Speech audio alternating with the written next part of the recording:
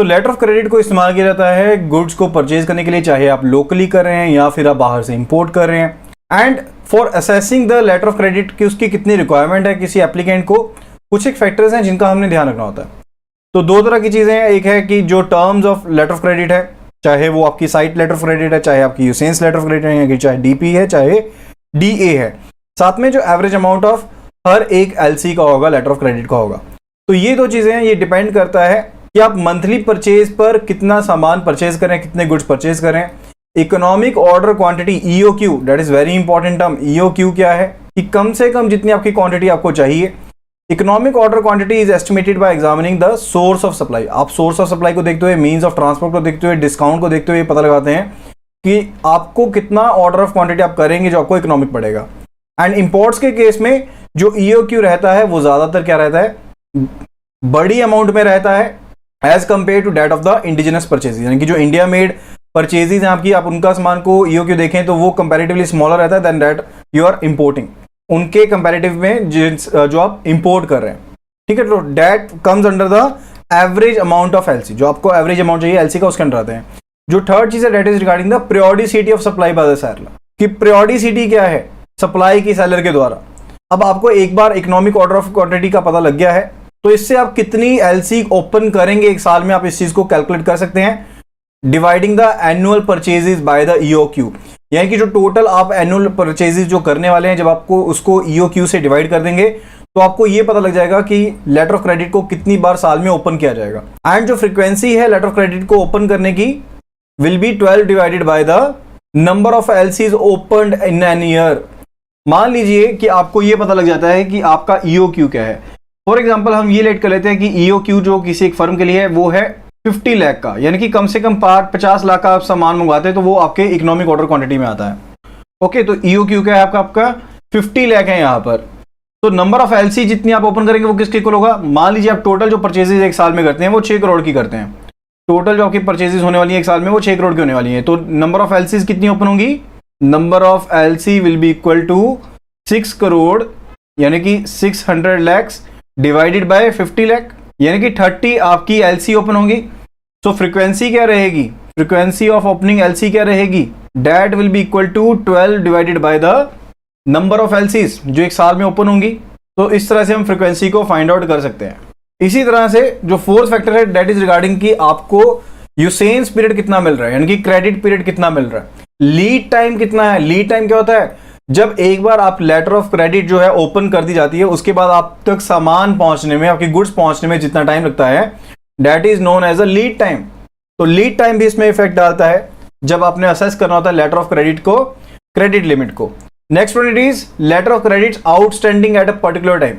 एक समय पर कितने लेटर ऑफ क्रेडिट ओपन रहेंगे। लाइकवाइज एक लेटर ऑफ क्रेडिट ओपन की गई है उसके ऊपर आपको कुछ दिनों का पीरियड मिल रहा है, लेकिन आपकी फ्रीक्वेंसी जो है अगर वो ज्यादा है तो उतने टाइम के दौरान जो दूसरी लेटर ऑफ क्रेडिट है वो ओपन कर जाएगी, यानी कि एक दूसरे को क्या करेंगी, स्वैप करेंगी। लाइकवाइज पिछले एग्जांपल में हमने देखा कि 30 लेटर ऑफ क्रेडिट हैं, तो 30 लेटर ऑफ क्रेडिट के हिसाब से अगर फ्रीक्वेंसी निकालेंगे तो ज्यादा रहेगी, लगभग 2.5 गुना रहेगी। ठीक है, तो एक महीने में कम से कम 3 एलसी जो है वो स्टैंडिंग रहेंगे। ठीक है ना, अगर मान लीजिए आपका जो यूसेंस है वो लीड टाइम जो है 30 डेज का है, जो नॉर्मल रहेगा, ट्रांजिट टाइम इतना तो आपका रहेगा। ठीक है, 30 डेज का अगर बाहर से इंपोर्ट कर रहे हैं। तो कहने का मतलब है कि अगर आपकी एक एलसी 50 लाख की है तो कम से कम 3 एलसी जो आपकी आउटस्टैंडिंग है, यानी कि 1.5 करोड़ की तो आपको एलसी लिमिट चाहिए। तो इसी चीज के रिगार्डिंग है, यानी कि किसी पर्टिकुलर टाइम पर आपकी कितनी लेटर ऑफ क्रेडिट ओपन है, इस चीज के ऊपर भी डिपेंड करता है कि आपकी लेटर ऑफ क्रेडिट के अंदर कितनी लिमिट को सेट किया जाएगा।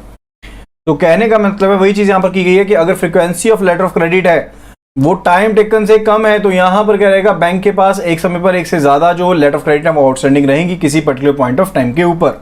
तो यहां पर एक एग्जांपल के थ्रू भी हम समझ लेते हैं। फॉर एग्जांपल अगर लीड टाइम है मान लीजिए वो 30 दिन का दिया गया है एंड यूसेंस जो दिया गया है वो 6 महीने का है, यानी कि जो क्रेडिट पीरियड दिया गया है वो 6 महीने का दिया गया है।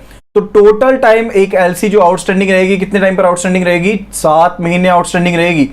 30 दिन का तो आपको लीड टाइम मिल गया जब तक सामान आपके पास आएगा, एंड उसके बाद आपको 6 महीने का क्रेडिट भी दिया गया, तो 7 महीने आउटस्टैंडिंग रहेगी। एंड अगर मान लीजिए कि टोटल एनुअल परचेजेस आपकी 6 करोड़ की हैं एंड ईओक्यू यानी कि जो इकोनॉमिक ऑर्डर ऑफ क्वांटिटी है आपका 1 करोड़ का है, तो फ्रीक्वेंसी कितनी होगी। पहली बात तो ये है कि आप कितनी लेटर ऑफ क्रेडिट को ओपन करेंगे, number of letter of credit जिनको ओपन किया जाएगा that will be 6 divided by 2, यानी कि यहां पर क्या है हमारे पास not true actually, 6 divide by 1 जो number of letter of credit open की जाएंगी, जितना टोटल आपका परचेजेस है डिवाइडेड बाय जो ईओक्यू अमाउंट है, तो 6 आपकी यहां पर लेटर ऑफ क्रेडिट एक साल में ओपन की जाएंगी। एंड फ्रीक्वेंसी क्या रहेगी, frequency divided by 12 divided bye 6, यानी कि 2 आपकी लेटर ऑफ क्रेडिट जो हैं ये पर मंथ यहां पर ओपन की जाएंगी। एंड एक लेटर ऑफ क्रेडिट का जो टाइम है वो कितना है, 7 मंथ का है, डेट इज ऑफ 7 मंथ्स। तो कहने का मतलब है किसी भी पॉइंट ऑफ टाइम पर 4 लेटर ऑफ क्रेडिट जो है वो आउटस्टैंडिंग रहेगी। ये कहां से कैलकुलेट किया हमने चीज कि जो आपका टोटल टाइम था 7 मंथ्स का डिवाइड किया 2 से, तो आपके पास राउंड ऑफ कितना आया, 3.5 आ गया। यानी कि 4 महीने जो आपकी लेटर ऑफ क्रेडिट है वो स्टैंडिंग रहेगी, 4 महीने नहीं सॉरी, जो 4 आपकी लेटर ऑफ क्रेडिट है वो आउटस्टैंडिंग रहेंगी। तो हर एक लेटर ऑफ क्रेडिट का जो अमाउंट है वो कितना है आपके पास, 1 करोड़ का है। तो 4 एलसी के लिए कितना अमाउंट आपको चाहिए, 4 करोड़ का जो अमाउंट है आपको स्टैंडिंग चाहिए। इसके अलावा आप मिनिमम लेवल ऑफ स्टॉक्स का कितना मेंटेन कर रहे हैं किसी भी समय पर, स्टोरेज फैसिलिटी कितना है आपके पास, कोटा अलॉटमेंट कितना है, minimum size of each consignment कितना होगा, फ्रेट कॉस्ट, इंश्योरेंस चार्जेस कितने पड़ रहे हैं, सीआईएफ वैल्यू क्या है गुड्स की जो भी प्रोड्यूस की जा रही है अंडर एलसी, जो भी प्रोक्योर की जा रही है अंडर एलसी, यानी कि जिनको भी लाया जा रहा है, इंपोर्ट किया जा रहा है एलसी के अंडर, उनकी सीआईएफ वैल्यू क्या है। जो लेटर ऑफ क्रेडिट होगी that is to be assessed on only on the CIF value of goods. CIF क्या रहता है, CIF is cost, insurance and freight. And साथ ही साथ जब भी हमने लिमिट को असेस करना है, लिमिट को सैंक्शन करना है, तो जो भी फेमा की गाइडलाइंस है, रिजर्व बैंक ऑफ इंडिया की गाइडलाइंस है एंड यूसीपीडीसी की जो प्रोविजंस हैं उनको भी हमने फॉलो करना है। तो मेन अगर आप ये एग्जांपल को समझ लेते हो तो आपको यहाँ पर पता लग गया होगा, फर्दर हम एक एग्जांपल को कवर कर लेंगे। तो अभी के लिए हम बात कर रहे हैं regarding the methodology a for DP letter of credit. तो total amount purchases of raw material कितना है दिया गया है यहाँ पे, एक एग्जांपल के थ्रू इसको समझेंगे। मेथोडोलॉजी ए को फॉर डीपीएलसी, तो टोटल अमाउंट ऑफ परचेजेस कितना है रॉ मटेरियल का, डेट इज 48 लाख। एंड इसमें से जो सामान लेटर ऑफ क्रेडिट के अंडर परचेज किया जा रहा है डेट इज 50%। तो 24 लाख जो है यहां पर वो लेटर ऑफ क्रेडिट से परचेज किया जा रहा है। एंड अगर ये बी पॉइंट है तो बी का जो 50% पार्ट है रॉ मटेरियल का डेट इज इंपोर्टेड, वो इंपोर्ट किया जा रहा है, इसे इंपोर्ट किया जा रहा है। तो यानी कि 24 में से 12 लाख का इंपोर्ट किया जा रहा है। तो यहां पर असेसमेंट 2 तरह की एलसी है, एक है आपके पास इनलैंड एलसी है जो आप डोमेस्टिक जगह से ही आप रॉ मटेरियल को इंपोर्ट कर रहे हैं, एंड दूसरा आपके पास है जो आपने एलसी के थ्रू इंपोर्ट करना है, ठीक है। तो यहां पर हमने असेसमेंट करना है of inland letter of credit. तो आपके पास यहां पर लीड टाइम जो है वो अवेलेबल है। लीड टाइम अगर आपको याद हो तो क्या रहता है, जब आपने लेटर ऑफ क्रेडिट को ओपन कर दिया उसके बाद गुड्स को आप तक पहुंचने में जितना टाइम लगता है that is lead time.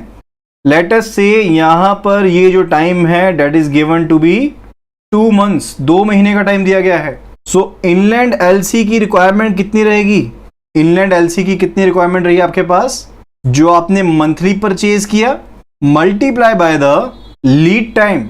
Okay, तो यहां पर मंथली परचेज कितना हो रहा है, एनुअल परचेज आपका हो रहा है 48 लाख का। 48 लाख में से 24 लाख आपने टोटल परचेजेस करने हैं, बीच में से 12 लाख आपने बाहर से इंपोर्ट करना है। तो 12 लाख ही आपने इंडिया से इंपोर्ट करना है ना, या जो इंडिजिनस इंपोर्ट करना है।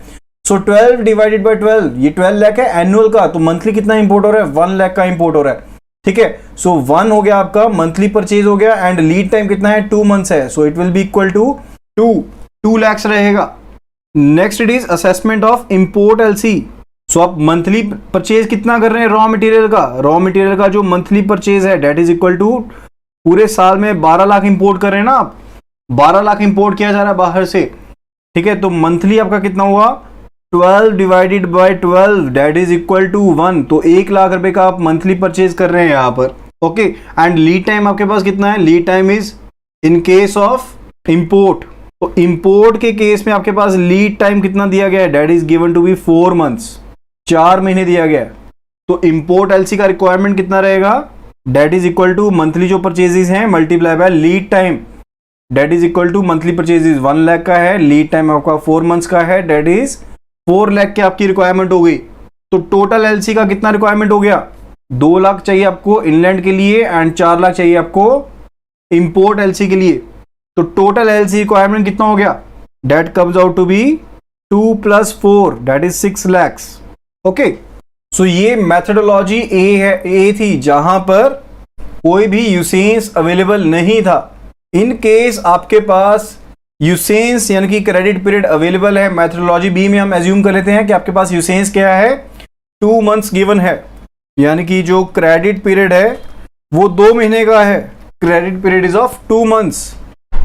सो यहां पर डिफरेंस कहां पर पड़ेगा, जहां पर हमने इनलैंड एलसी की रिक्वायरमेंट देखनी है तो यूसेंस पीरियड भी आपके पास, तो मंथली परचेजेस को आप मल्टीप्लाई किसके साथ करेंगे, जो लीड टाइम है प्लस यहां पर जो आपके पास यूसेंस पीरियड है, जो यूसेंस पीरियड है आपके पास यहां पर। तो हमने यूसेंस पीरियड को लेट किया कितना, यहां पर 2 months लेट किया ना, तो लीड टाइम है कितना आपका 2 महीने का, प्लस यूसेंस पीरियड कितना दिया गया आपको यहां पर 2 महीने का।